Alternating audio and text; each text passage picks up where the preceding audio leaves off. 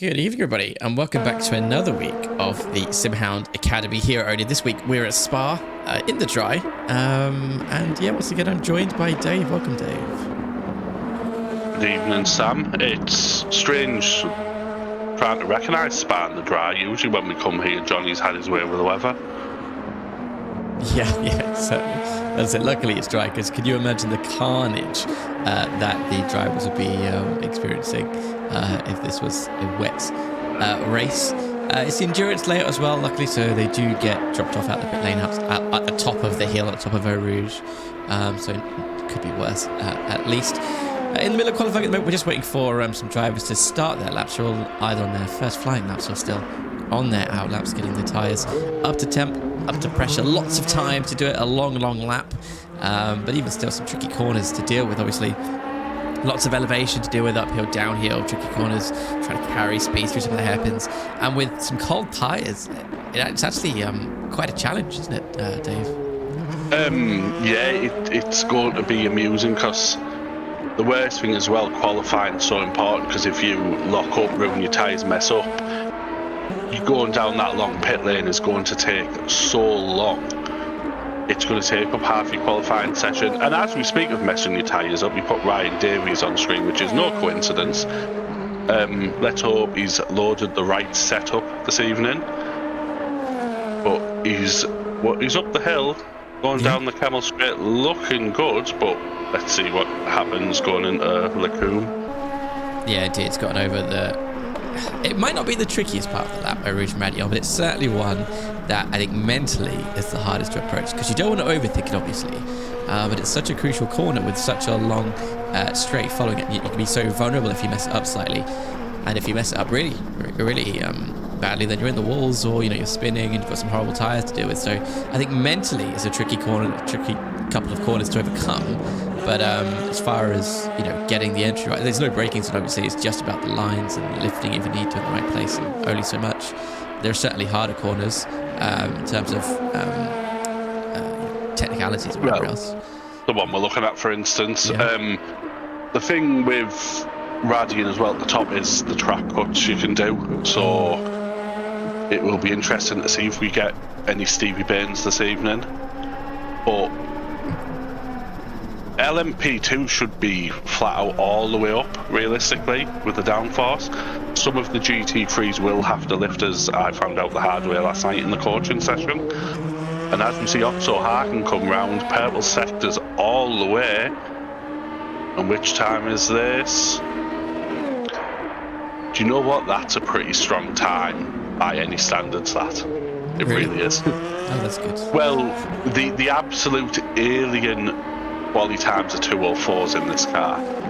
So 3 seconds off in an Academy series, not bad going. No, fair enough. Good point. Very well made. Tim Bob is about to come across the line, so I'm just going through the final chicane, really tricky chicane as well. You can get on the power, be too eager to get on the power and have a moment, or you can go too wide, so say, or you can hit the inside sausage grab. So tricky corner there. Goes up 8th overall, but first, obviously in class, with a 2:23.7 Baskar. Very, very much so. Not far behind, if that's a sentence that makes sense. Let me put on the multi-class view so we can see just the difference between Baskar and Tim Bob, because it's absolutely minuscule. Oh, Tim Bob has clearly recovered from the rear end that he took on Monday night from his friend John. So P1, not bad going. I know I was watching Baskar put some laps in last night and he looked pretty quick. I'm wondering if he's just taking time warming his tyres up. But it's a great time from Tim Bob. Yeah, certainly it's his Deutsch, actually. Oh, and then Deutsch absolutely just blitzes everyone by a second and a half. Indeed. Very close as well to being all the twos there, Deutsch. 2:22, 2:18. Could have lifted your foot off a little bit, Deutsch. Yeah. As we see, we're coming up the hill. All looks good. Keeps it in track limits. Not the greatest line. We'll see if that affects his first sector time, but he hasn't died. No, and that's the important thing. I'm going to quickly flick back to Baskar here. He is coming through the final sector, but I think he's invalidated this lap, actually, judging by the lack of sector times on the screen there. And whilst we... Very sliding his Mustang. And I see Paul O'Grady coming round. Terrible first sector, but a decent second. Yeah, it will be an improvement when he does eventually cross the line. There it is, up to 5th. So top 5 there. And again, only just, look at the gap there to Osei. You know, 7 thousandths of a second there, difference to Osei. Sorry, 12. I'm having a moment. 12. As Ben Law also sticks up to 2nd, and Ryan Davies, sorry, up to 4th. Ryan Davies going well. I think all of our taunting as we see, Brendan Rooney has went even faster than Doige. Yeah. Brendan Rooney, possibly related to Ben Rooney, you know, really is stealing Paul away by some margin there in the GT2 field. Tim Bob moving up to 3rd, or was he pushed down to 3rd? Pushed down to 3rd.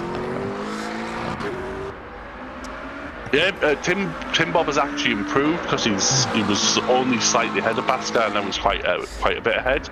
You're right. Yeah. But Savchuk as well, P4. That is a name we don't usually see up in the top 5, but he's put a great lap in there. It'll be interesting to see if he can keep this up. Yeah, and also interesting, obviously, we have private qualifying here in this series. And, you know, that comes with its advantages. And we have our thoughts about that, Dave. But certainly here, you know, more than ever, you'd probably want some public qualifying. Imagine the slipstream you could have going down the Kenmore Straight and some other little sections if you can manage it. That'd be...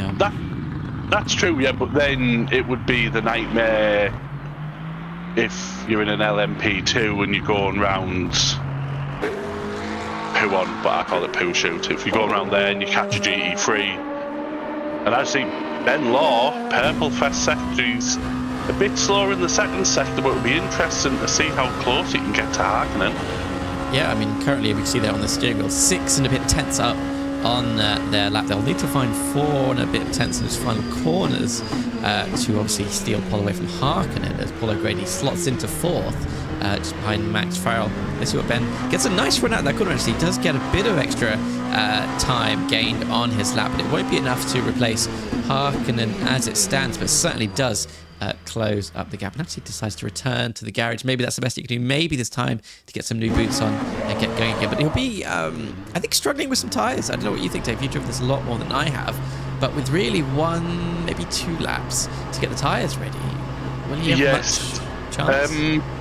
So he might get maybe 2 warm-up laps and then 1 flying lap if he's lucky. The problem is, as we were saying earlier, this pit lane is quite unforgiving, and as we see Leon go on to the outside curb there, that won't have helped him. But we've got some people in the chat though. Oh, Bascar and P2. We've got some people in the chat. So we have Brian Anderson in his hotel room. He's decided against the adult pay-per-view channels and decided to watch the stream instead though. Good on you, Brian. We have I don't know how you pronounce it. What's the one that begins with Z? I'm sorry if I butcher your name, I apologise. We've got Steam Bambino, that is Rooney. We've got Vala, we've got Hot Sauce Holman in. Obviously here to cheer on Mark Grayson again. Good to see some people in the chat. And as we watch back, it's nuts how he's got an orange first sector, but he's only 200ths off. yeah, that's quite incredible. And yeah, Holman, I love Hot Sauce. What Hot Sauce are you enjoying? And Brian Anderson, I just say, who's apparently run out of credit and joining us instead, as the guys are on possibly the final couple laps now of qualifying. Let's see what they've got in this final couple of minutes then. Track's fairly complacent, to be fair. It's not too cold, not too hot.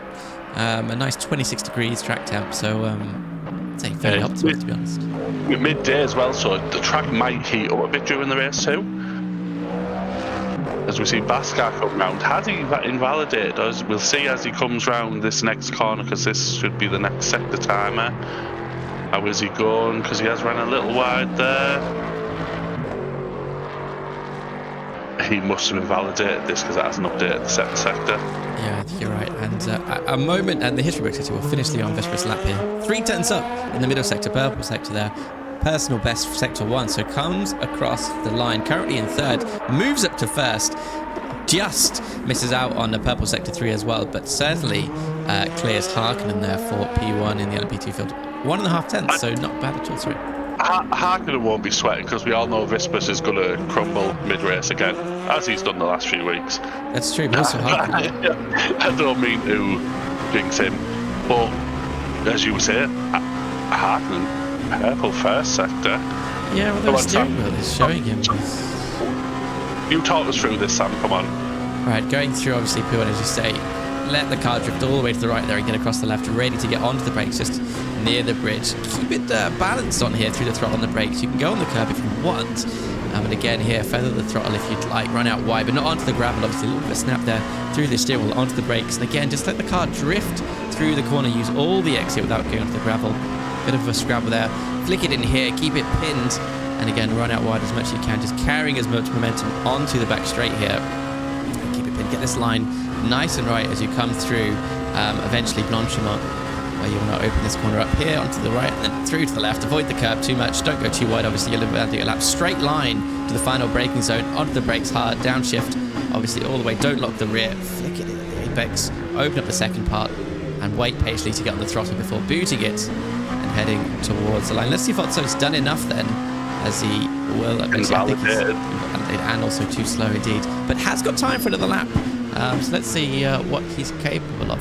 And a moment for the history books, by the way, Dave. oNiD history books, I should say. Apparently, we've absolutely nailed a pronunciation of somebody's name for the first time. Well, you have. I didn't dare say it because I probably would have offended. But well done. And beautiful talk through there. It was like listening to a young Martin Brundle there. As we see, Matt Hagan / Hogan.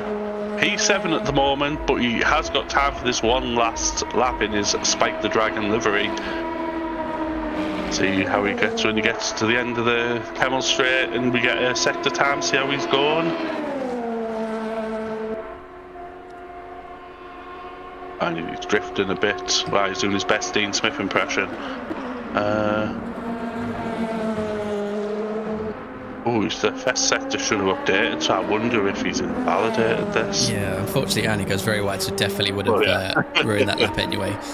Yeah, unfortunately, if they invalidate, we don't get to know the time they did. It just shows as blank and leaves us guessing, unfortunately. But let's have a quick peek at Otso, hurriedly down in the first sector, so we'll ignore him. Liam Vespers up, ready to defend pole away from Max Farrell and Otso. Farrell, who does set a personal best sector 1. Let's see what he did in sector 2 as he's going about to approach the sector line. Again, another personal best, but a bit off the overall best sector 2. So maybe at least looking to improve from 4th up to the top 3 steps. Let's have a look, see if we can see the delta there. 3 tenths up on his lap. Let's see where. Yeah, he's not going to. He's a second behind Ben Law. So unless he pulls a miracle through this bus stop. Oh, he gained a bit of time through there, but sadly not enough. But that's put a bit more of a gap to O'Grady at least, so maybe his P4 position is safe. Indeed, O'Grady is currently in the pits as well, so we won't be able to respond. Hagen here, who's obviously practicing a pit entry, which is excellent, great idea. Recommend everybody do that at least once, just to get a feel for it. It's particularly here at Spa, because usually you have some kind of reference, but here it's just walls either side, and you're pretty much just guessing, really. It's just feel at the end of the day here. The last thing you want to do is an Austin Powers and you turn sideways in the pit lane and you have to do a 67-point turn. Yeah, I see Mark Grayson, P8, Matt Holman will be going wild back at home. I don't think Ockwoodon was not here last week, but he's doing his best Ken Block impression going into the bus stop. Yeah, hasn't actually said a lap yet, has Ockwoodon? Has he not at all? I wonder if he's got here late.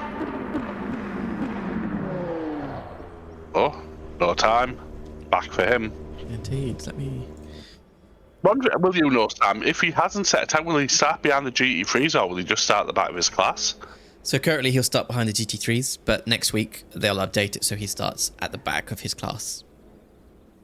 Carnage incoming, absolutely brilliant. Indeed, and we've seen how much the hypercars struggle to get through GT3s at certain tracks. Being in the LMP2, it's going to be difficult, even with the amount of Kemmel Straight. It's going to be really tricky. Yeah, I agree. I would be very shocked to see that LMP2 even halfway up the field by the end of the Camel Straight, because go to the grid it take a bit to warm the tyres up. There's going to be some carnage. Oh, I'm looking forward to this. As you can tell, I love a bit of carnage, so yeah, see how it goes. Yeah, as we see on screen, the top 10, obviously in the LMP2 field there. And let's have a look at the top 10 for the GT3 field, as I'm stalling to find the button. Whoops. Here we go. Ben Rooney obviously on pole. The Athabasca and the Mustang not far behind at all. Deutsch, another Porsche, third. That's the top three in the field. And very, very much words. It's very, very mixed in terms of manufacturers in the GT3 field. Obviously, LMP2 is obviously all in the Oricas or whatever they're called. But very mixed top 10 there in the GT3s.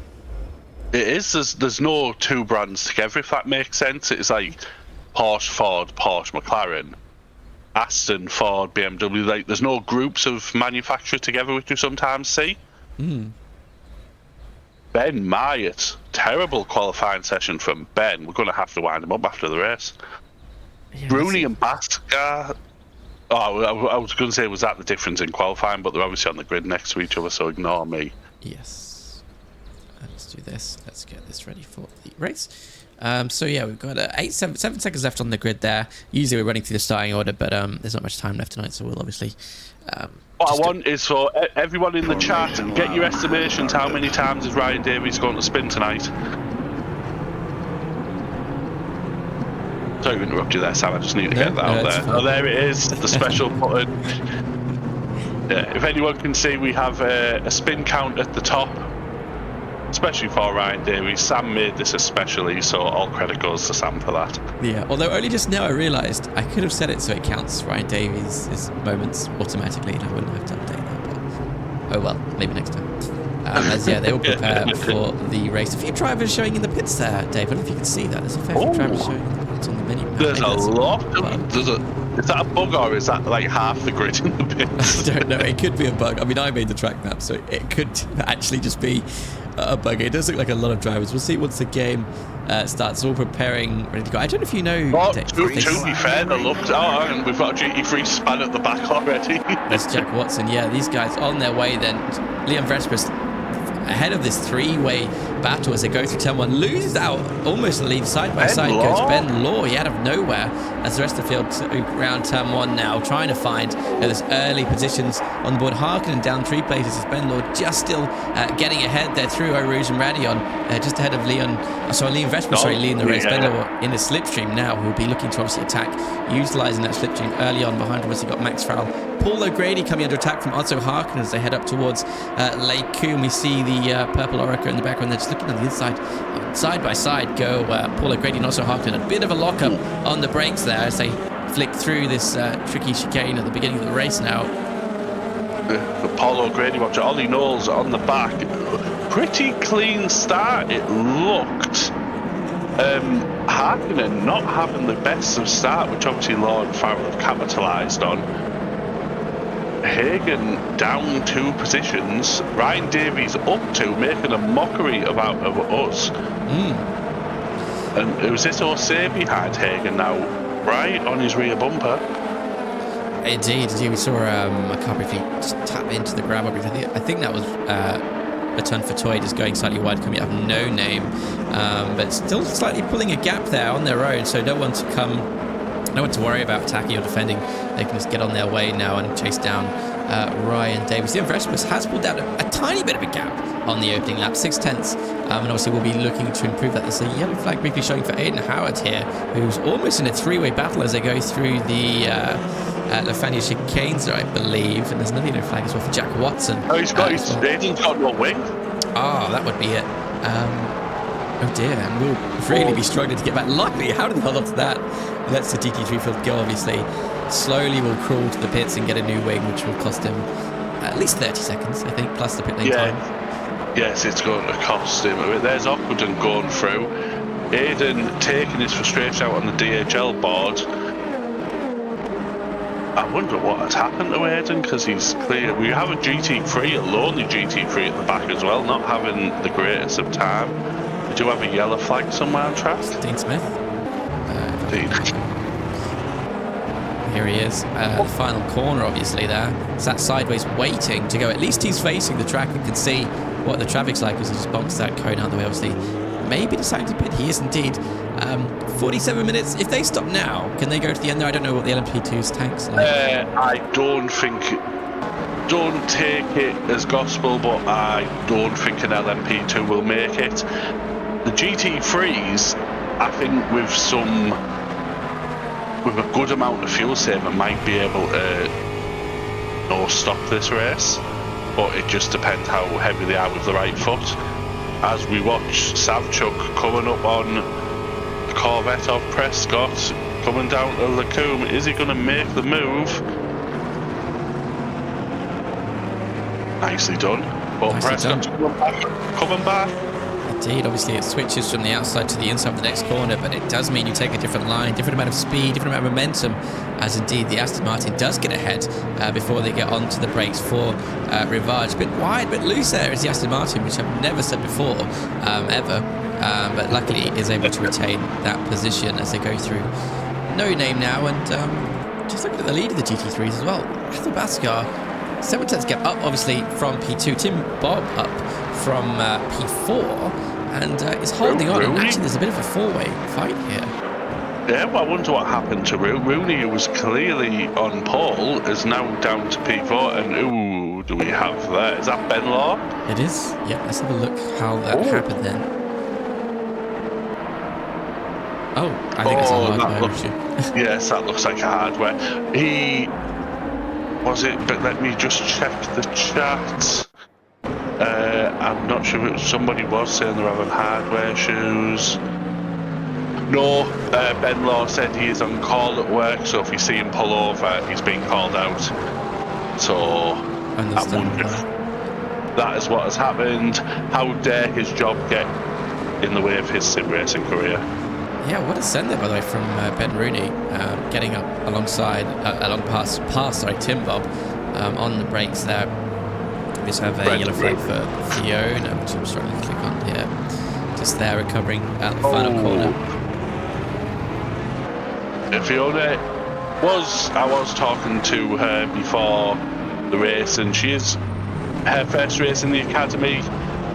Struggling with the LMP2's tricky braking a bit, but there's no pressure. The whole point of this academy is to get used to these cars. That's a photo shot there, isn't it? These two LMP2s going side by side. Yes. Bit of battling. Jarrett Page up to 9th. This is a great drive from Page. We have Nebwell 68, and that was from my VR headset crash. I'm not quite sure who that is. If you put your driver name in, we will be able to think. As we see, Matt Hagan still chasing Jarrett Page down. Yeah, Jarrett Page is locked in and started gaining positions. Up 5 places in class, but obviously we've had a few issues, few technical issues, so aided by that slightly. It's four-way battle in the top 4. The GT3 field here still fairly close together. Brendan Rooney at 3 tenths from Athabascar in that Mustang. Action quickly though. Indeed. Neb Wall is actually Ben Law because it's backwards. Clever. That's whose VR headset crash. So he hasn't been called out to work, thankfully. He's just had a hardware issue. Which it's sad to see. If you can get back on track, then it would be great. But if not, don't worry about it. Oh, as we see some, how would we describe that? Some aggressive racing. Dutch, I would say. Yeah. some Verstappen / scrub racing. Indeed. But that Almost Porsche onto the looked a grass. rocket. Speaking of touching Verstappen, that was very similar to Verstappen's snap at Barcelona. Yeah, aided here, I think, by a dip onto the grass. I wondered how they held onto that, and there they did in the end there, but a bit of a wobble coming through, obviously, Blanchimont there. Great stuff. Got an LMP2 of Fiona, obviously, in the background there, will be wanting to pass these GT3s, but whilst they're battling, obviously, there has to be respect given both ways. There's no blue flags for Fiona, obviously, despite being in a faster class, so it does have to be mindful. Position, yeah.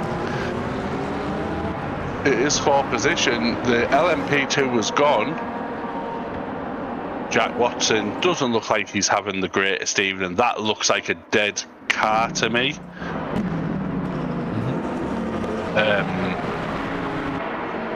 Guess we're going to see what happened here. Oh no, guess not. No, there's no replay. It's just built in. Oh, I wonder how he's killed the engine there. As usually when your dashboard's off, it means death. I mean, he might have done it. I've not got it in my log. He might have done it at a high speed. I would have missed that. The phantom crash. Either that or he's done his best Aidan Howard impression and went into first gear at 150 kilometers an hour. That'll do it, yeah. Actually, Harkonnen closing in on the back of Max Farrell. We have a car off and is headed to the pits. Is that Leon just in front? Oh, Dean not having a great race.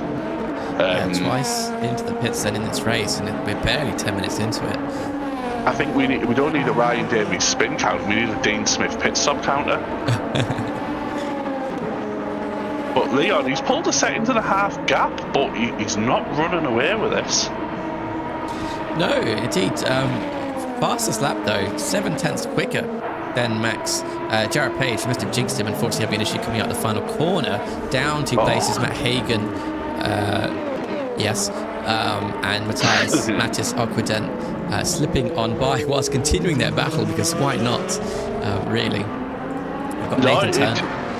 They said, Aquident wasn't here last week, will be eager to make the points up his ass, because Aquident had some good results before missing last week. I think Nathan Turner pushing that BMW. Is he going to go for the move on, Tim Bob? Obviously, just ahead of this. Comrades and the Corvette. No, sorry for interrupting you, Sam.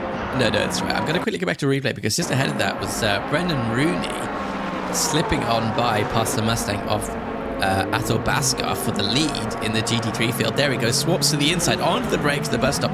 The Mustang looks to have a bit of a crumpled bonnet there, so maybe some damage picked up somewhere, or maybe it's just the graphic, I'm not sure. But either way, great job, very clean, and nice respect. No, good overtake. That Porsche looks very beautiful. Oh, Baskar with a big slide, well held. I thought it was Netcode when he was off the ground there, but he was going through already on them.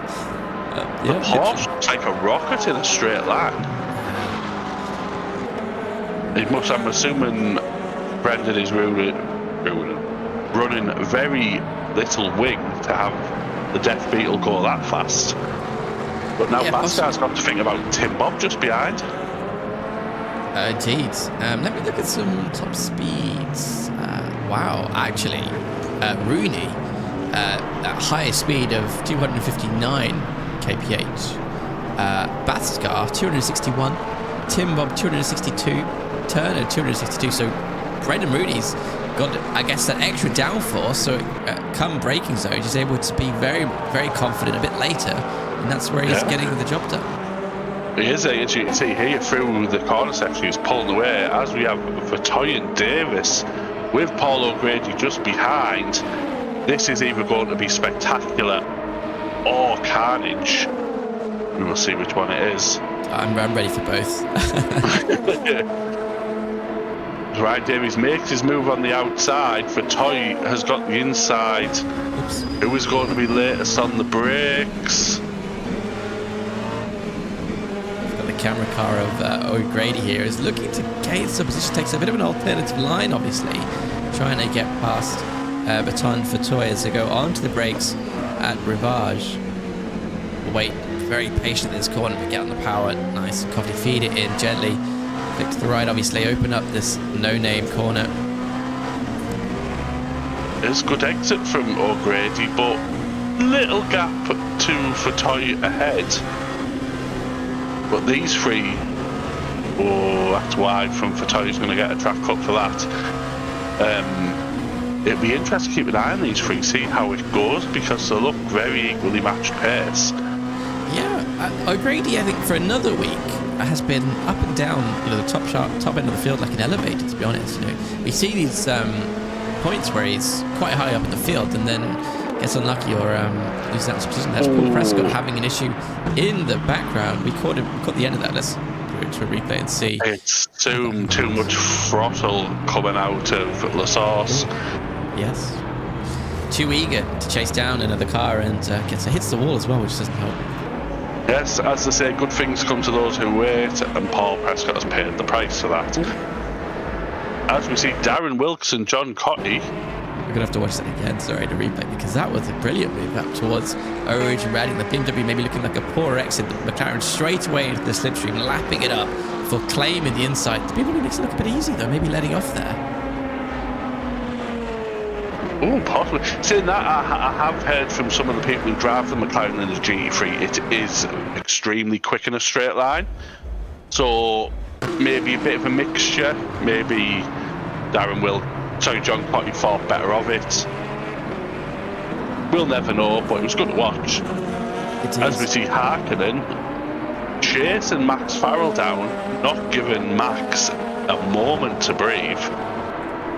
Indeed. I think oh no, sorry.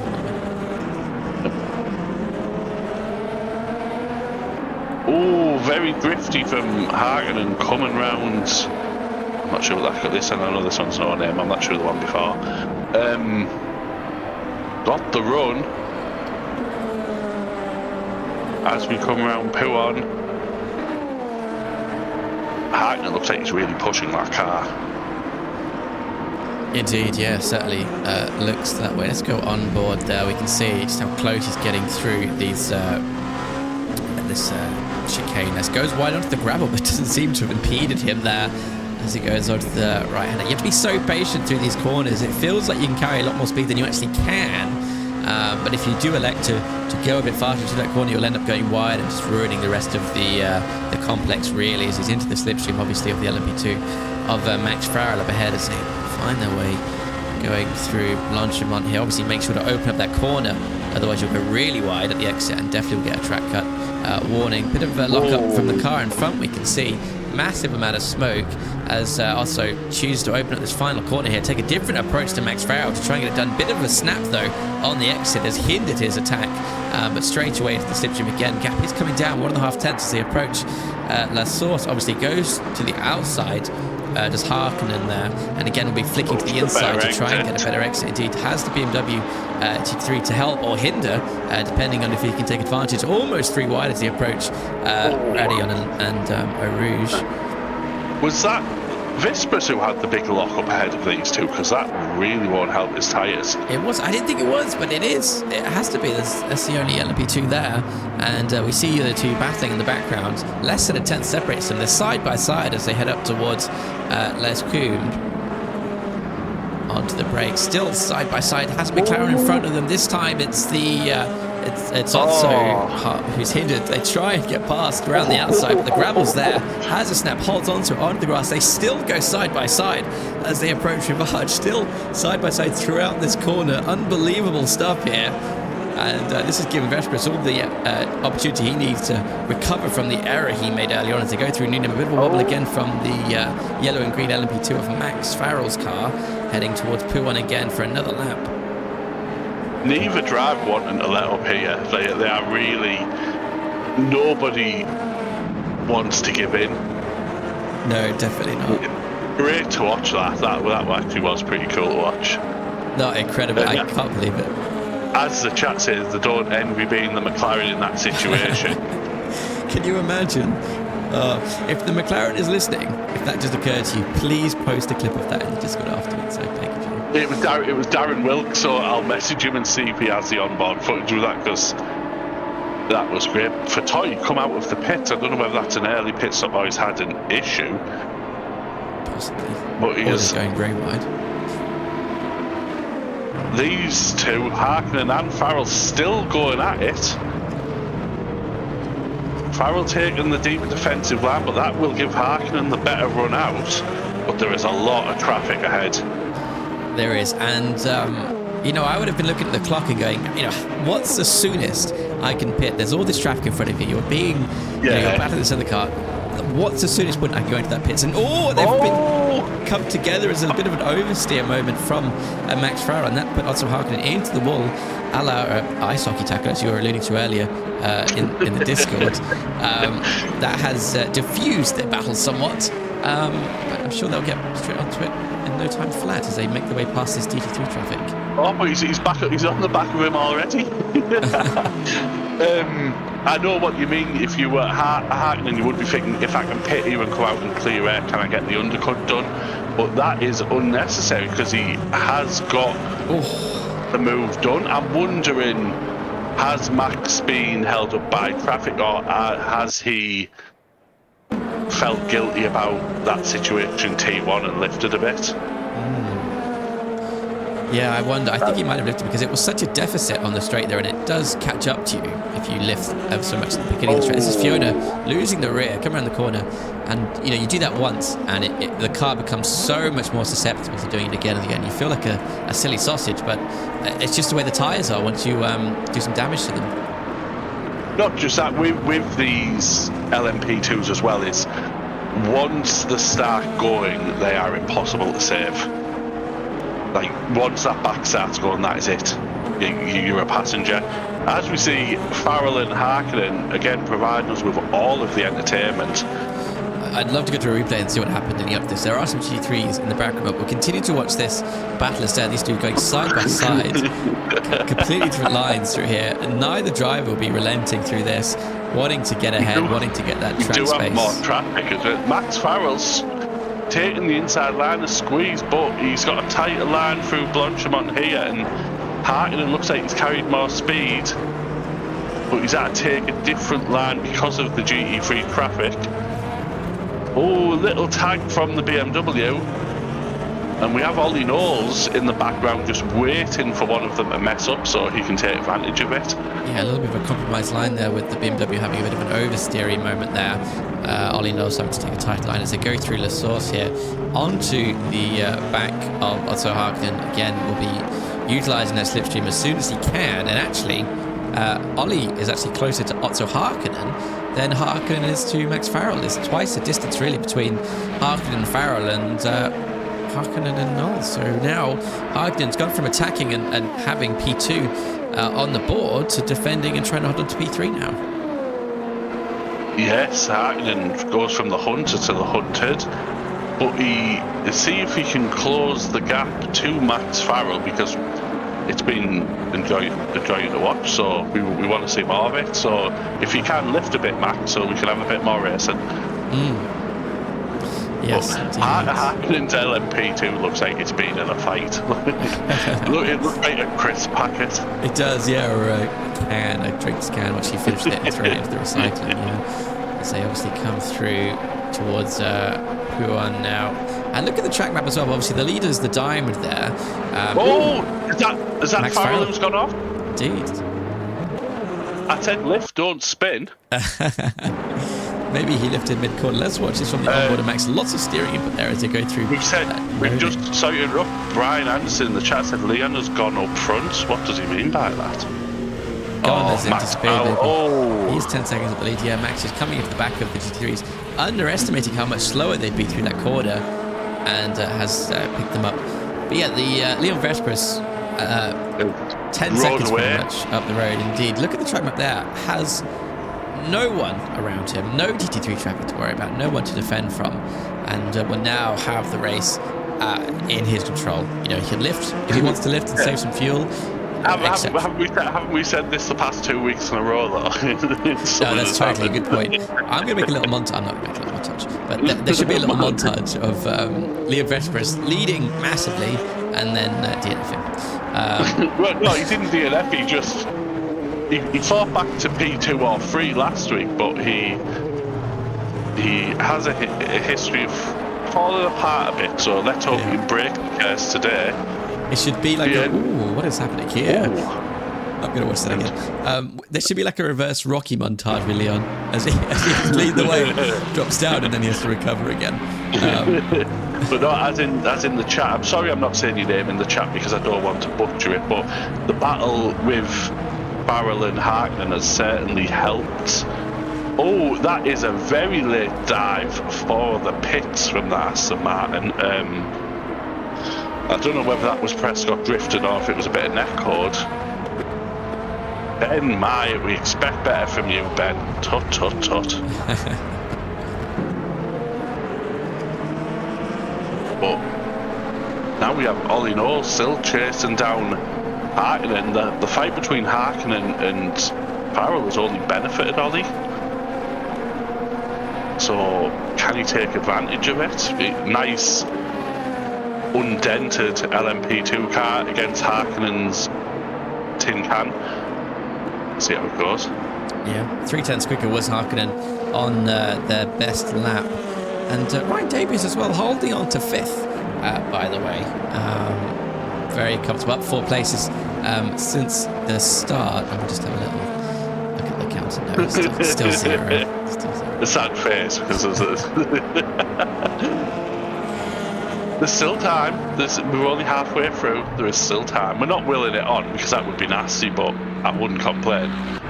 Indeed, as Chris Overstreet enters the pits underneath the Michelin Man there.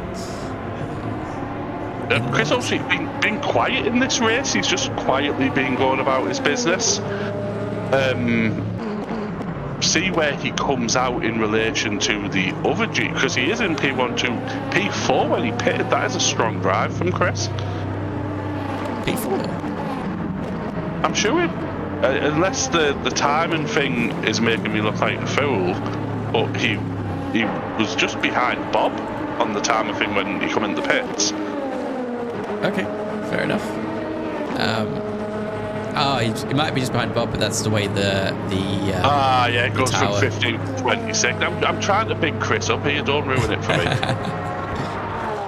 Give him some false hope, it might do some good. Yeah, I think he was P8, I think, before he pitted, but we'll keep an eye on him, as you said. Mate Hagen, taking P away from Paul O'Grady. Yeah, as Paul O'Grady decides to stop. Obviously, we'll have a look at the stop times as well. Once a couple of drivers have stopped, see what we can expect.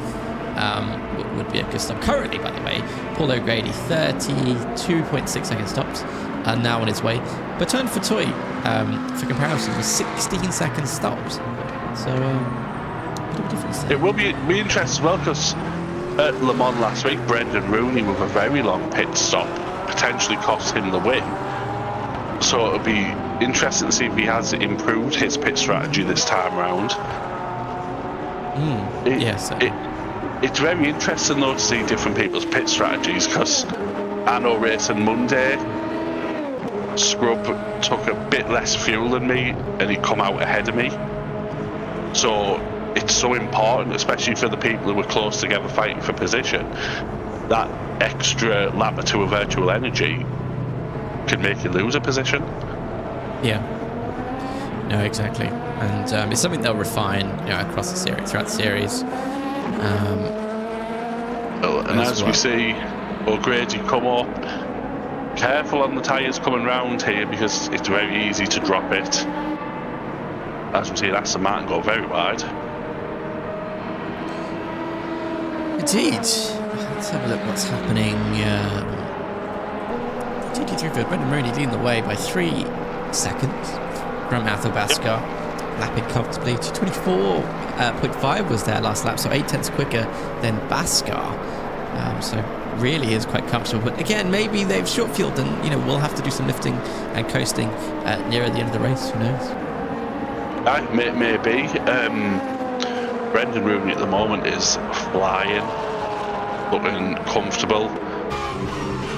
Again, bit of a dent in front of the Porsche. Tim Bob, P3, good run. Savchuk as well, P4. Nathan Turner, P5. There's some strong drives coming from some of these drivers here.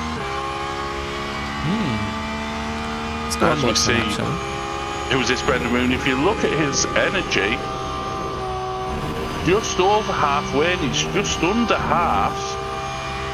I wonder if he's going to try fuel save this. Yeah, possibly. I mean, it might work out. 50 minutes isn't a long time. And is he going to lift early? No, he's not. So that theory's out the window.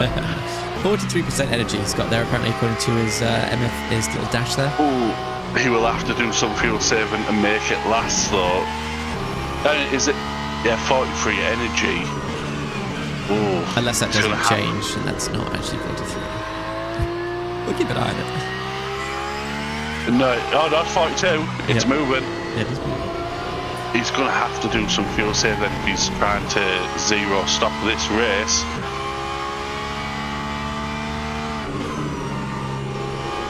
Ooh, it's a bit loose through P1, but the time dip is going up and up and up, so clearly it's a bit of a faster line there briefly, but it won't do much for his tyres. No, his tyres will be screaming. He's very loose back end on his part, but that apparently best way to drive this car. Yeah, really heavy on the rear brake bias, but obviously rear engine as well. So using it to his advantage really to get the car really rotated, but he's catching it every time. But sure, that's working now, but how much damage is that doing to his tyres is the only thing I'm thinking of. It's true, but he's 6/10 up, so he's doing something right. As we see Matt Hagan go up the inside, I want to see what the Porsche's like round here. Little bit of back end wanting to come out. But yeah, that apparently is the best way to drive this car. But as we see him wrestling with the wheel. But as, I don't know, did you see the LMU update video yesterday, Sam? I did. The new tyre model where they were saying the whole slip angle thing will not be as exploitable with the new tyre model. Yeah. So that will be interesting to see how the drivers change the driving style. Because I'll be completely honest with you, the whole slip angle thing I really can't get used to. It's a bit bizarre. If the new tyre model doesn't like doing that, then it will work in my favour personally, but the drivers who have got used to this tyre model are possibly going to have a hard time when, especially because the tyre model will drop mid-season as well. That's true, yeah.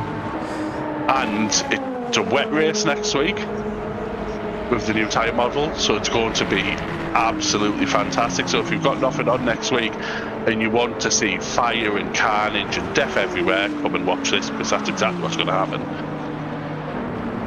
Yeah, I agree, definitely. It'll be a good watch. Lots of fun. I enjoy wet race anyway. Matches are good in here, by the way. Within half a second now of Nano Ose for P6 in the LMP2 field, obviously. Last lap was substantially quicker than Nano Ose. 1.8 seconds quicker, in fact. So really is on a charge there and drives straight on by towards the bus stop there. Onto the brakes, no trouble. I think Ose has just fought better and let him go. Yeah. Great recovery drive from Aquadent though, considering started at the very back and now up to P6. Indeed. Yeah, best lap. They have the second best lap out of all the LMP2 field. So maybe, yeah, hopefully they join late qualifying. Otherwise, maybe they're trying to do something a bit naughty, perhaps. But up 9 places since the start, as you alluded to. And who knows where the end will be for them. Well, as we see going through the field, Fiona Zombie down in P11. Not a bad showing for the first appearance in the Simhound Academy. Oh, what has happened here? Let's have a look. This is Brendan Rooney, not to be confused with Ben Rooney, who was in the GT3 field, onto the brakes in the final chicane. It's been a bit too much drifting. Loops around. Yep. Asked too much of those rear tyres for the last time, and that's Athel Baskar sneaking on by for the lead of the GT3 field, and with a 2-second gap now as well. Yes, Rooney needs to cool those tyres down a bit because they'll be screaming at him. But as I was saying, like I said, Fiona Zombie, best appearance in the Academy, P11, good showing. Will only get quicker as she gets used to the braking on the car, because the LMP2s do have the most awkward braking on the game, if we're being honest. But yeah, good showing. I think Fiona can be happy with herself. There's a few LMP2s below. Yeah, just getting past Fiona there under blue flags, obviously. Yeah, well, Paulo Grady's having a strong race. Wait, Paulo Grady's 10th. Oh, he has stopped. Oh, okay. Yeah, he has pitted. Oh, who is this? You talk through it whilst I update something. Right, who is it? Is this Davies? Ryan Davies, yeah. Oh, right. So what happens is there's a little flash just to foresee us of the inevitable. As I always say every week, there are things that are certain in life. There is birth, death, and Ryan Davies spinning. So come on, Sam, put it on. You take that sad face away. I've lost the button. Oh, it's not updated. There we go.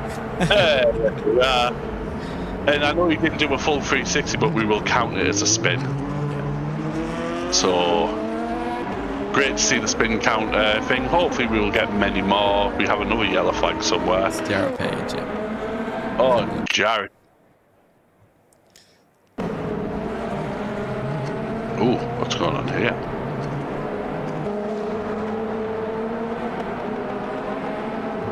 Jarrett not going very quickly. I'm wondering, has he had a crash and it's damaged the car?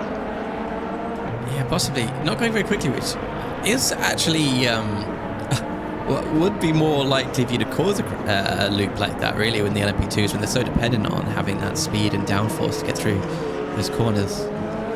Well, is this him coming onto the back straight now? Yes, it is. So not much longer. There's Dean Smith overtaking Jarrett for position. Oh no, we're going through no name, so Jarrett has a long way to go. No, it is. This is is it? Oh no, sorry. You're right. Oh, this is Pillon. Oh, you're right. Yeah. He's got over half a lap to go. That's going to be a painful drive for Jarrett. Do you know what would be helpful? Let's get the map back up. Yeah, the map would help. So let's have a look. Oh, who is this in the pits? Is this Leon? Mm-hmm. Be interesting to see what his stop time is. Yeah, there you go. There's your service there time. we are. Sandbags with all the tricks here. Yep, so stop for 21 seconds, so not bad, but we don't have too much info so far. 16 seconds was for Toy, for instance, and yeah, 33 seconds was Paulo Grady.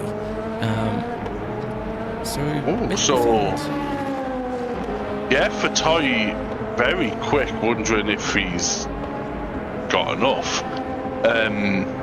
O'Grady seems to be a long time, and it will be interesting when Harkonnen, Ollie, Farrell, and even Aquident have to come into the pit, as we see Paul Prescott taking the old no-name line.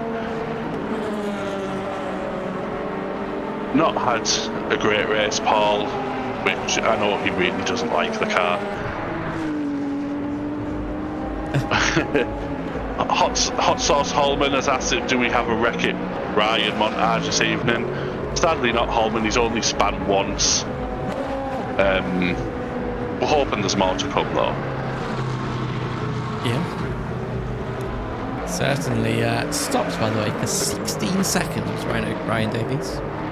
Oh, so that means Leon could potentially have stopped for a little. I know he had a lot of time to play with because he'd driven off in the distance, but you still don't want to be spending too long in the pits. Well, that's the thing. If Ryan Davies is stopped for 16 seconds and Bertrand Fatoy is stopped for 16 seconds, maybe that's the amount of time they need, really, and everyone else is stopping too long.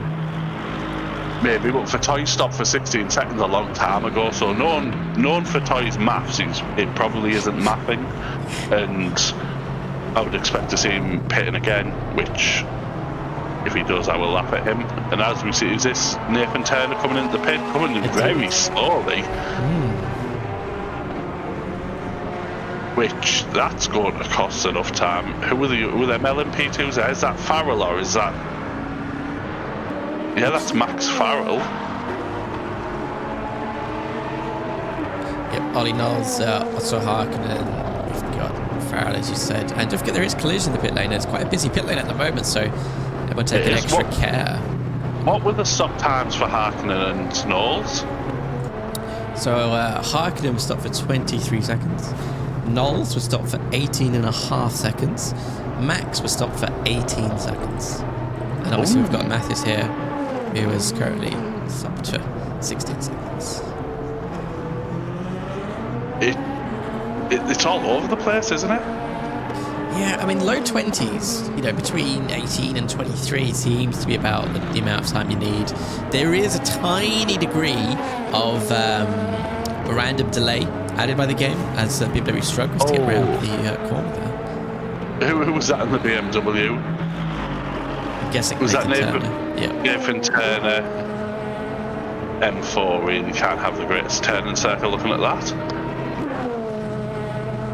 But so we have Osei in P1 at the moment. Ollie Knowles come out 6 seconds behind Leon, 7 now, 9 now, and the timing tower is going up.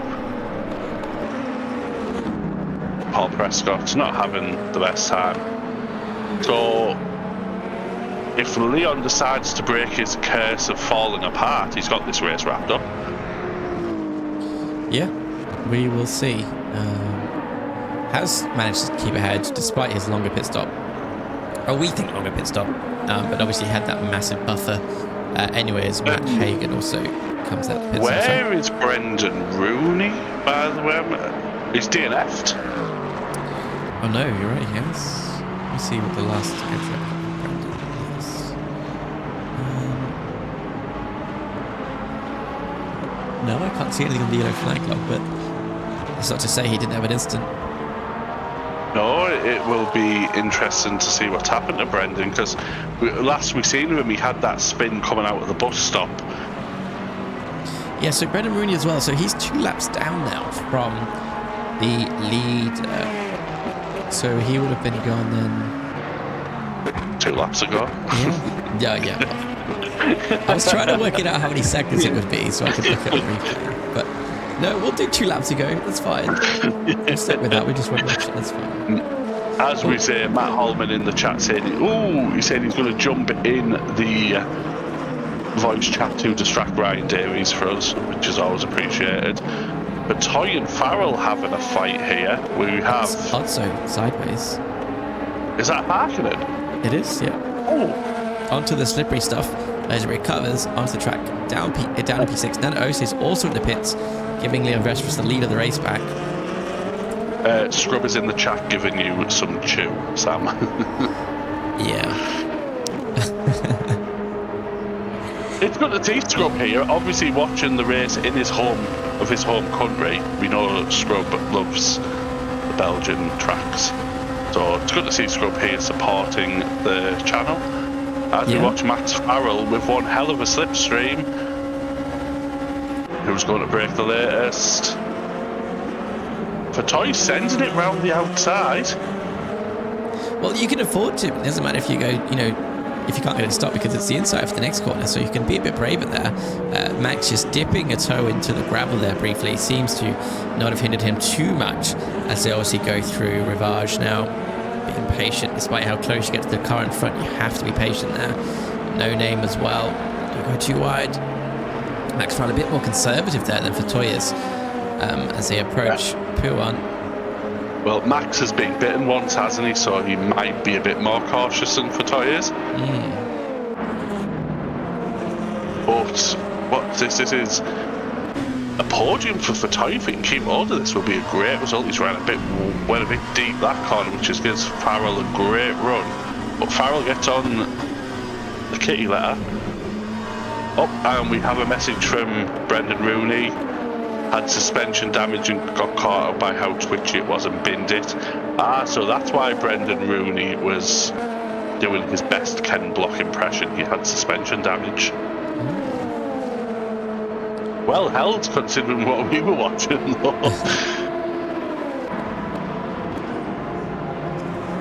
As we see Max Farrell closing up under braking.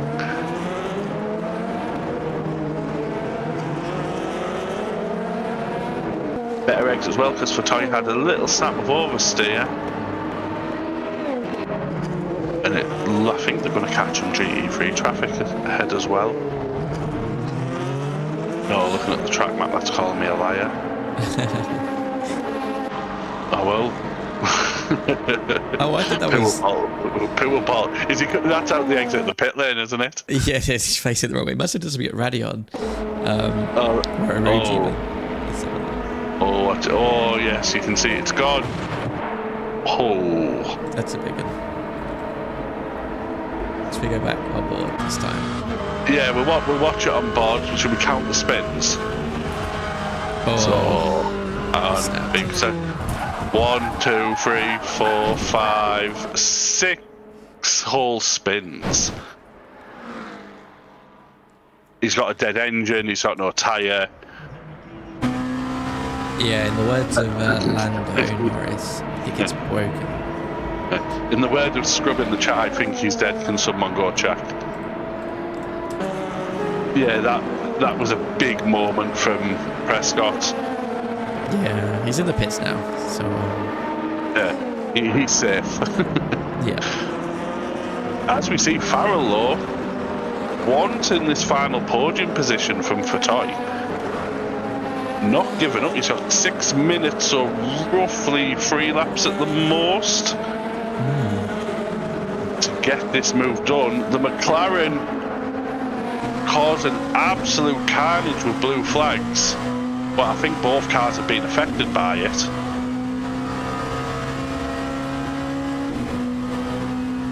As we watch Max Farrell chasing down Fatoy. Come round Blancmange. Close up under brake and not close enough to get the move done. Oh, a lock up from Fatoy. Farrell should get the better egg. Oh, Fatoy! Which could also let Harkonnen through. Yeah, I'm going to really look at Darren Wilkes. He did have an issue. He has an issue with no wing. I wonder if the LMP2s have put him off. Oh no, it's not. He's just binned it at Blancmange. And he's rolled backward. Bonk. Thankfully, Darren Wilkes isn't leaving his wing in the middle of the track like he did to me. He hasn't pitted. He's just started the new lap, yeah. He hasn't pitted. He's going to really have a fun up through here. He's just go on board to see.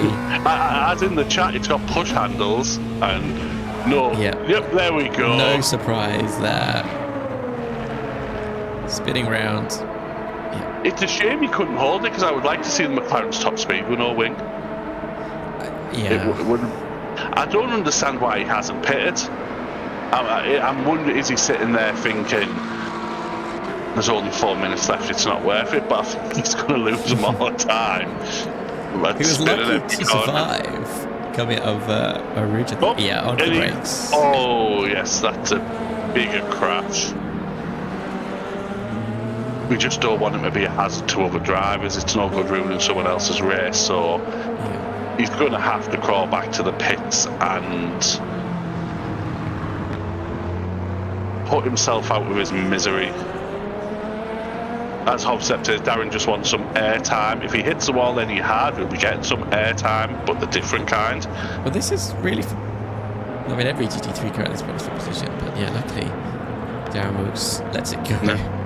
Ben Mai with the easiest overtake you'll ever get. Oh, it's Puon. That would be great to watch. Oh, will it? Okay. And let's have a look. And he's kept it, and there it goes. It's like the slowest spin because you can see it coming, But It's like watching it in slow motion, but it's real time. Do you know what we could do? As we watch a replay, hold on. Let's go back and watch this. So he's obviously coming up towards Pure. And we can watch it actually in slow motion. Oh, let's have a watch. What we need is some classical music in the background. Yeah, some Debussy or something. Yeah, he's just gone. There's no counter steer. It's just accepted. Scrub's asking, is he going to hit the wall at Blanchimont or Blancmange, as I call it? He hasn't made it yet. Got there yet. These streams every week. He is trying to take Ryan Davies' crown. He's seen the airtime Ryan Davies has got. He's like, I want a bit of that action. Yeah. And he's getting it. I'll give him that. So But he's doing it 130 kph right now. It's the slowest the GT3 cars. if you're listening, Darren, put your foot down. We want to see. And here we go. No, he's slowing down.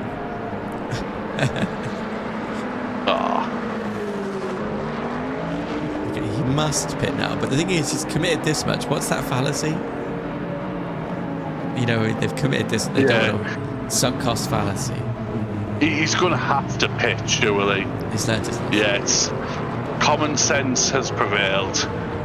He has gone to the pits. He's probably going to finish the race in the pits because the pit stop's going to be that long. Yeah, and I mean, the pit's a minute and a half at least. Plus the time. Now we've finished laughing at Darren Wilkes. We'll see, is there any battles on track? Southchuck? No, that's behind Dean Smith. That's not for position. Harkonnen is the closest one. Harkonnen and Farrell.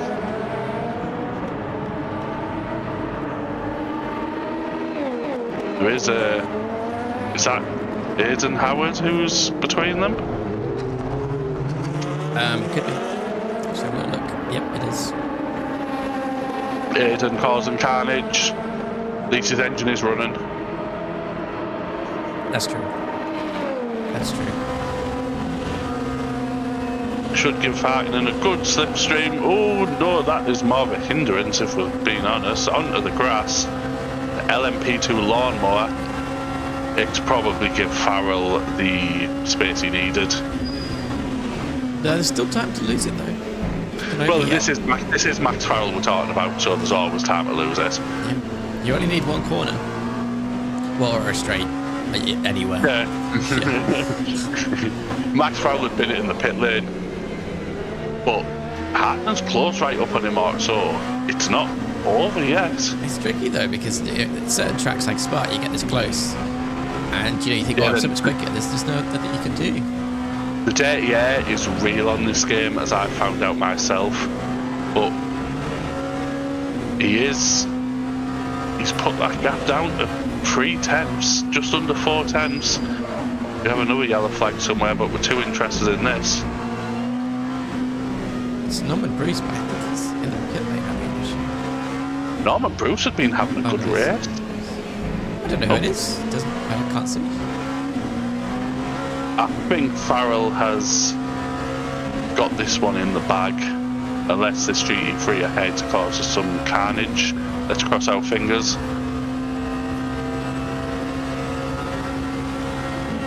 Because it's Ben Myatt, I think, in the Aston Martin. Gets out the way, ruins our fun. And that... Has Leon started a new lap, or will this be the last? Good question. No, Leon... No, he stopped. Oh, he has won the race then, which means Farrell will get the final.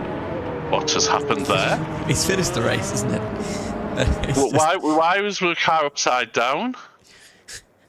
Let's have a little look, shall we? These two crossing the line, pushing each other through the final corner. A road to the finish, which we didn't watch. But, I think that's Fiona. Oh dear. Okay. It is Fiona, yep. Yep. Fiona. This is like, Oh, you can doing her best impression of an Australian. What's the is it Robot Wars?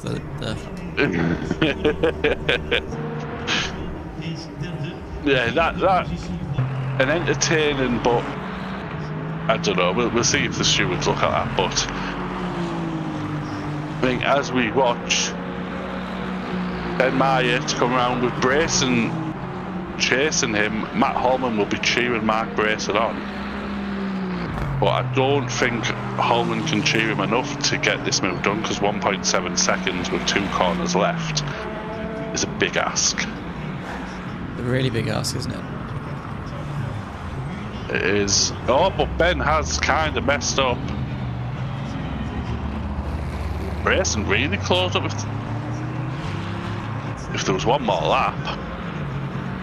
Well, yeah, indeed. And there's a few more drivers to finish. There's one lonely GT3 right at the back. Do you want to guess who that is? It's a McLaren. He's got his wing back. Taking the corners properly now. But since we know what's happening, should we have a look through the running order? Well, the finishing order, let's even say. Yeah, let's have a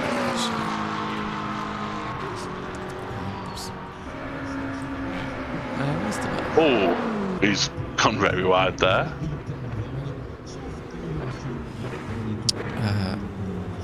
They're not quite available yet. We've got to wait for Darren No Wing Wilkes to drift across the finish line.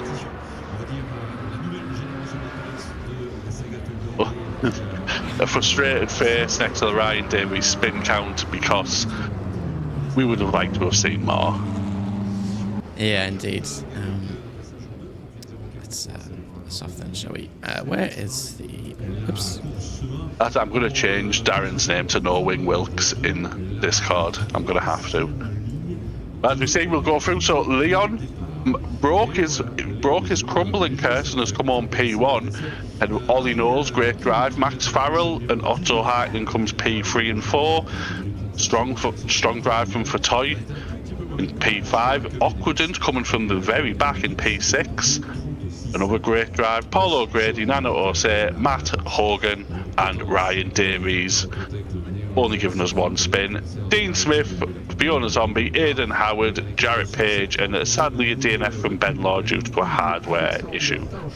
You want to run through the GT3, Sam? Yeah, Athabasca apparently dominating the GT3, but they're over a lap lead to Max Sabchuk, comes second in front of Tim Bob in the McLaren for the top 3. Ben Myatt not far behind though in the Aston Martin, followed by Mark Brayson very closely. 6th is obviously Noel Deutsch in that trademark Porsche of his. Nathan Turner in 7th, the first BMW in the field there. Norman Bruce in the Ferrari. Chris Overstreet moving up to 9th in front of John Cotti there, which is the top 10 obviously for the GT3. Darren Wilkes, who we saw across the line at the end there. Paul Prescott, Ben Rooney and Jack Woodson obviously DNFing. Brendan Rooney. What did I say? Ben again, sorry. Yeah, I've also just had an inbox of Ryan Davies saying it wasn't a spin, it was an accident, but I really don't know what the difference is. A spin is an accident is a spin, so he's still spun. Yeah, it sounds like he's trying to spin that story, to be honest. Yeah, he's trying to put a spin on it, isn't he? Yeah. But, in some great racing, mainly provided by the LMP2s, because let's be honest, when Rooney sadly DNF'd, Bascar just ran away with it. But there was some great fighting in the LMP2s. Yeah, there was, and obviously everyone doing very well at Spa, which can be tricky, particularly through the first corner, and particularly because I didn't have time to say it right at the beginning of the race, but I was wondering if the start line was on the start-finish straight or, heading up towards Eau Rouge and Raidillon, and it was obviously towards La Source, so a tricky corner when you've got such a big pack and such a big pinch point. And it was dry, which the drivers aren't used to. No, exactly indeed. But speaking of the weather conditions, next week we have Fuji, the classic variant, without that horrible... And is it the classic one? Yeah, without the horrible little chicane. Possibly going to recreate the James Hunt, Nicky Lauda final race with the weather, because it is due to be wet. So we will see how good Johnny's rain dance is. But Fuji in the wet is not fun. I know that firsthand. So, and what date will that be? The 11th. When does the new update drop? The 10th, so next Tuesday. So they'll have a day. We'll have a day getting used to the new tyre model. Yeah, it's good. I know I say it every week, it's going to be fun, but if there's ever a formula for carnage, it is next week. Yeah, and like we mentioned earlier as well, but luckily, new starting procedures, so there's a bit more of a gap between the classes, which will help at Fuji, I'm sure. And obviously, the pole sitters will start on the best side of the grid as well. So the GT3 field won't just start on inverse to the final LMP2 car as well. So, but it'd be a good one next week. Obviously, we're going to be 5 races into the series, so over halfway at that point. I'll try and get the standings on the stream if they've been updated, so we can have a look at the progress of others. But I think ignoring standings and points given, I think what we're seeing a lot more is drivers developing LMU and getting more comfortable with these cars, which is great to see.